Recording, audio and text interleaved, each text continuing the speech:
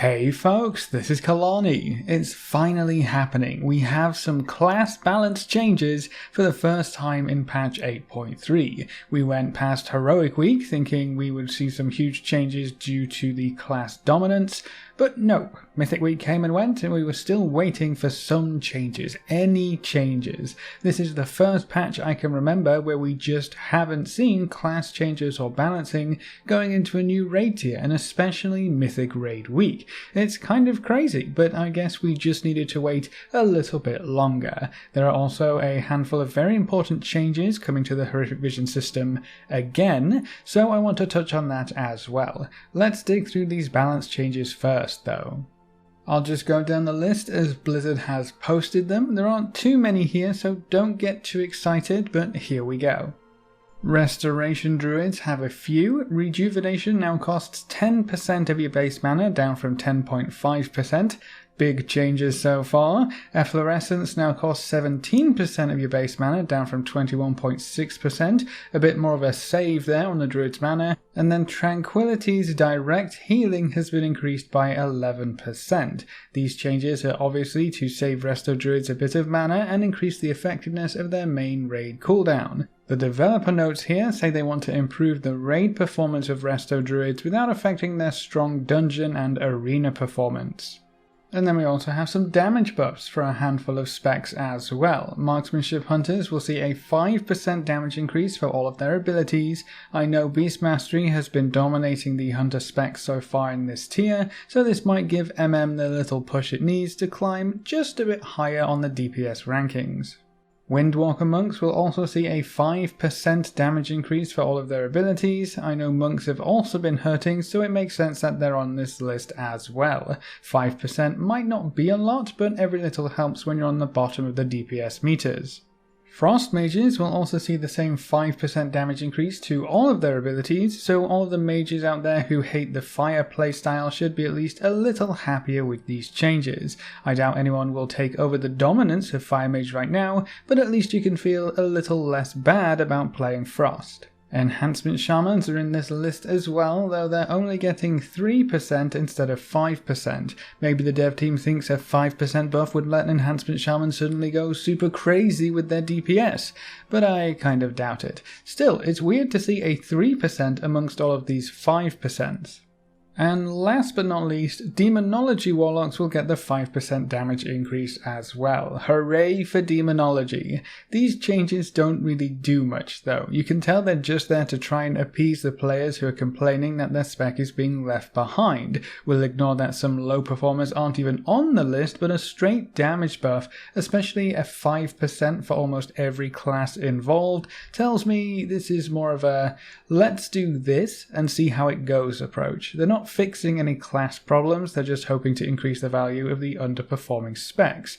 I guess that's fine for the most part, but balancing DPS has become such a huge kerfuffle. We have Azerite traits, Heart of Azeroth essences, and now corruption effects that all play a part in what our character can do. Your actual base class abilities don't matter anywhere near as much as they used to. My best advice is to take these buffs if you play one of the specs getting the damage increase and just roll with it. Accept it, it's, that's all you're going to get. I doubt we'll see any meaningful balance changes now that we're ramping up for the Shadowlands expansion, and I doubt anything will get nerfed either. I know people have been calling for Fire Mage and Demon Hunter nerfs a lot. I just don't think it's going to happen. It's already past the point where balance really matters, the Mythic race is over, so they're just going to let us have fun with what we have until the next expansion rolls around. If anything, we might see some more corruption balance changes, but that kind of backfired when they nerfed Echoing Void into the ground, so maybe not, but we'll just have to wait and see. That's not all that's happening this week though, there are even more changes coming to the Horrific Vision system. I feel like I say this every single week at this point, but I guess changes are always a good thing if there are still areas to improve upon. I didn't expect to see this kind of change though. So first things first, Coalescing Visions will drop in higher numbers from assaults and daily quests. This is not the first time we've seen an increase in Coalescing Vision drop rates. Previously, dailies only gave 50 each, and then they were bumped up to 250 per daily quest you complete. Apparently that's still not enough to entice some players into the daily quest grind, so there's a plan to increase it even further. We don't have any solid info on the actual numbers just yet, we just know the plan is for daily quests to reward more coalescing visions next week. I would expect the buff to maybe be up to 300 per daily, maybe 350 at a push. I would be very surprised if they started giving more than 400 coalescing visions, but maybe the dev team has just decided to give us access to way more horrific visions every week, as long as we take part in the rest of the content on offer in patch 8.3. Another buff to the daily quests is nice, but I'm way more interested in the buff to assaults.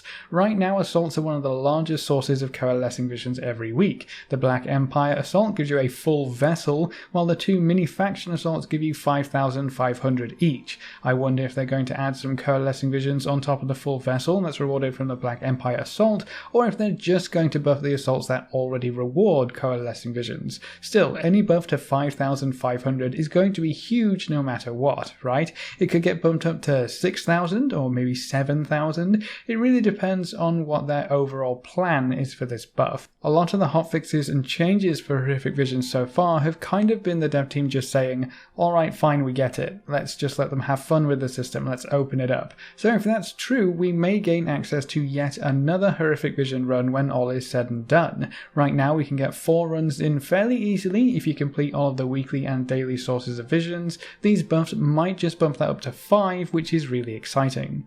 And just in case you were starting to worry that you might not be able to hold all of these extra coalescing visions or vessels of horrific visions, there's another hotfix plan to do away with the cap on how many vessels you can hold at once. At the moment we can't get any more than 5, so if you're saving absolutely everything, you can hold 5 in your inventory and then hold 25,000 coalescing visions in your currency tab. After this hotfix goes live, you'll be able to carry as many vessels as you can earn. No more 5 maximum, so if you really wanted to, you could just not do horrific visions for a really long time, stock up a full inventory of vessels and spend a week doing nothing but horrific visions. This was a bit of a weird limitation on the system. They just wanted to prevent us from hoarding vessels for whatever reason. Part of it was probably to try and slow down our legendary cloak progress, but all of these changes work towards the exact opposite of that mindset. If they were going to open up the system, why not just open it up from the start? If we had all of these coalescing vision drop rate buffs and no limitation on how many vessels we could hold at the start,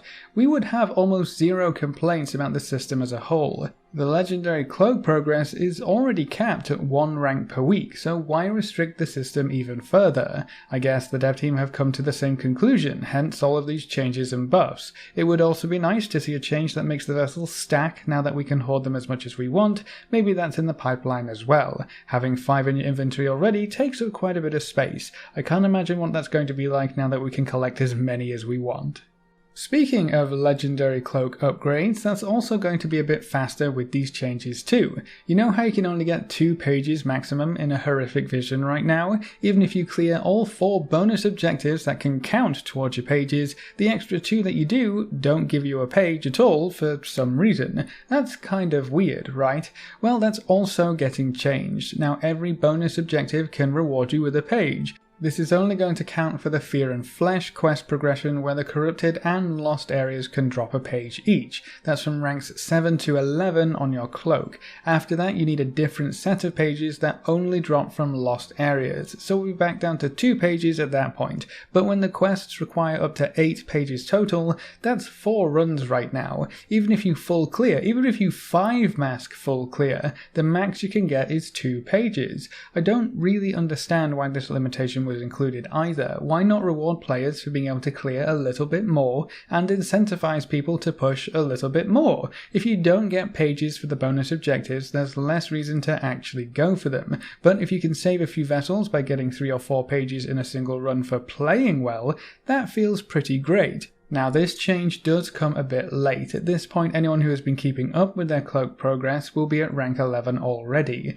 The next rank, up to rank 12, is where the Lost Area pages start, so anyone who is already at rank 11 will not benefit from this change at all. But if you haven't been keeping up with this and you're maybe down at rank 8 or 9, the change to be able to get 4 pages per run could save you quite a few vessels of Horrific Visions in the end.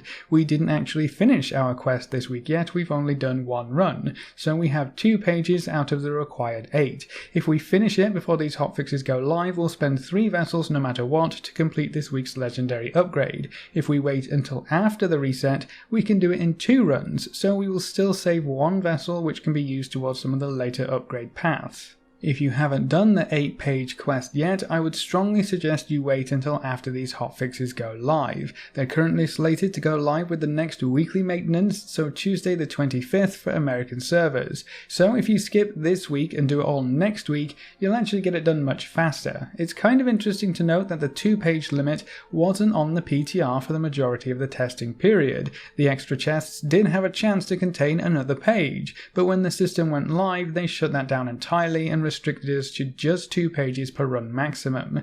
It seems like a weird choice when, once again, the legendary Cloak progression is already hard capped at 1 rank per week, but all of these other restrictions were tacked on top. I'm glad to see the dev team peeling them away slowly but surely though. So another huge buff for anyone who is a little bit behind on their legendary Cloak progress. After these hotfixes are pushed, you can get up to 4 pages per run for rank 7 to 11.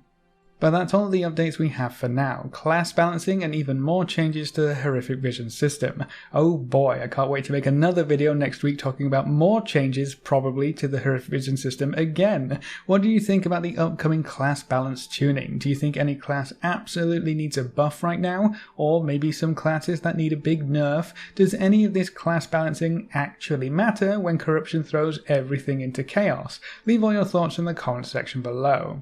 A big thank you to all of our supporters over on Patreon. You can see their names floating by on screen. If you want to join these lovely guys and gals, you can find a link in the description below. Remember to leave a like just below the video before you leave. If you want to see more, make sure to subscribe. But apart from that, thanks for watching folks, good luck and have fun, and as always I will see you next time.